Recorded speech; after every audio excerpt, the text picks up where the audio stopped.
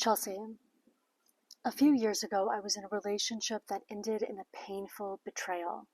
Since then, I've been hesitant to fully open up to anyone new. I've met someone who seems wonderful, but I'm constantly afraid of getting hurt again. This fear is holding me back from experiencing a genuine connection. How can I work through this fear and allow myself to be vulnerable in a new relationship?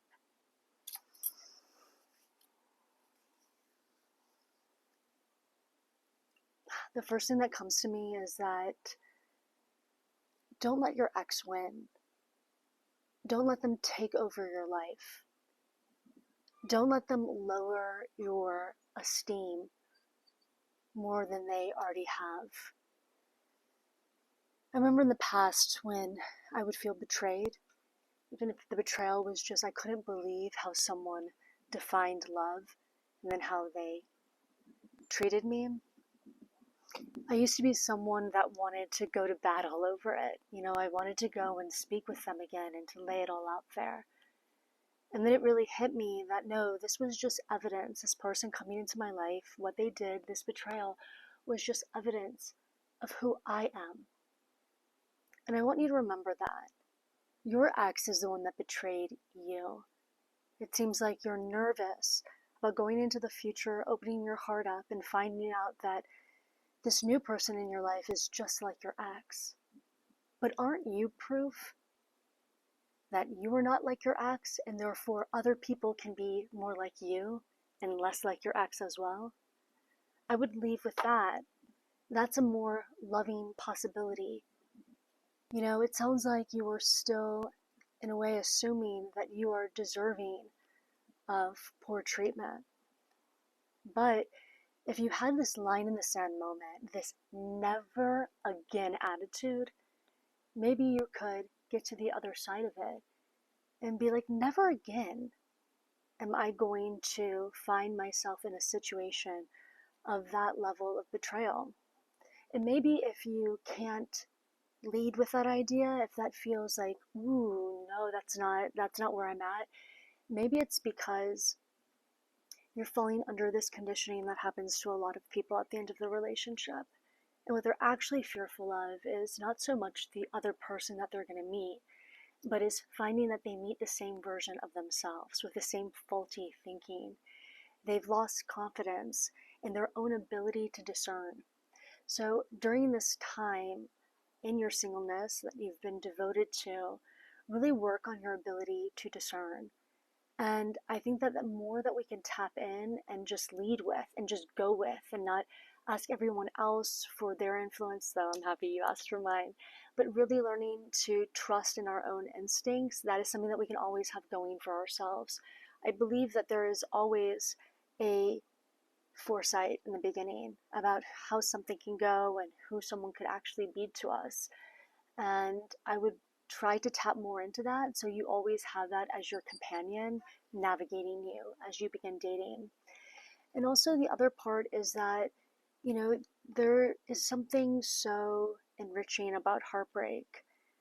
What I've discovered is that if I can really free fall like freely into it and not turn against myself, I can see, or not turn against myself for long, right? Because it can happen, is that heartbreak turns me into a more loving person. It really makes it so when genuine connections, like you're saying, you met this wonderful person, that I cherish those people, that I want to tend to them with tenderness as well as myself. And maybe that's something that you really can discover more and lean into more, is that, okay, I went through this terrible betrayal, but how has betrayal turned me into a more loving, more honest person?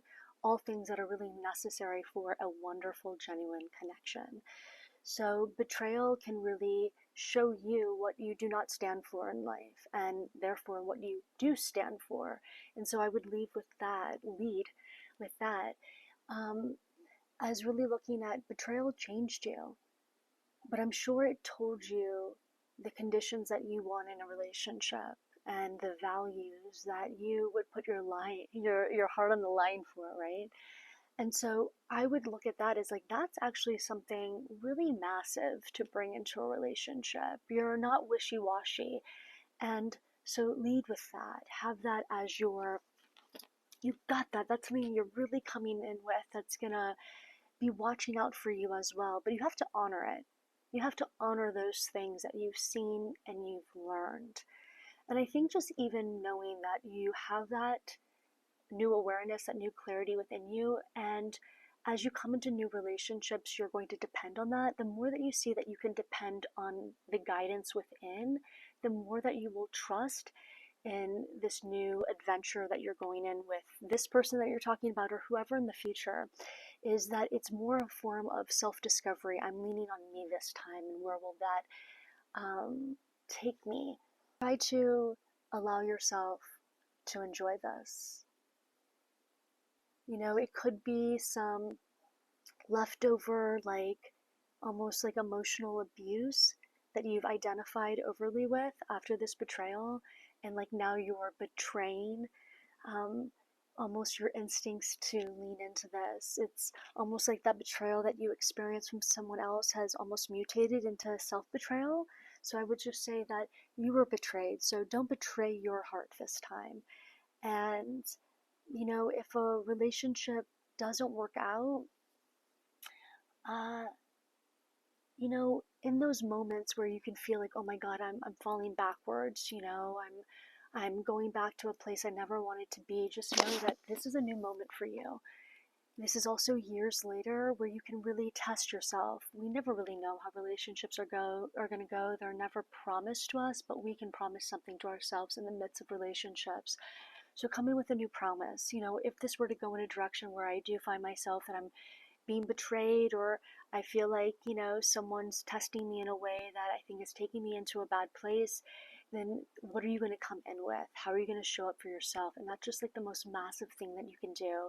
So set yourself with a new intention, a new promise of when things do come up for you, how do you want to make sure that you don't betray yourself along the way?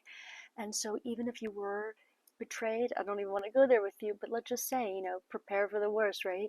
Is that if you don't betray yourself along the way, I think that you'll find that it's really worth it.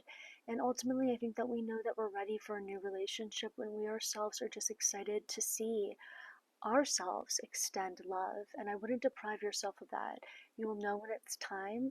And you said this is a wonderful connection. So I'm just wondering if you know in your heart that something really wonderful may come out of you. And that's what's emotional, is to see yourself behaving in such a tender, loving way again after being hurt. But know that what you're bringing to the table is love, and that will ultimately outshine and stand to be like such a larger testament of you and your journey and your life than this betrayal ever was. So don't give it this, I say, like, don't turn the, make a prize of the problem. Don't let the problem become bigger than you are. You are bigger than what happened to you. And in a way, challenge yourself to go show yourself just that. So let me know what happens, and I am truly rooting for you. Thanks for writing in.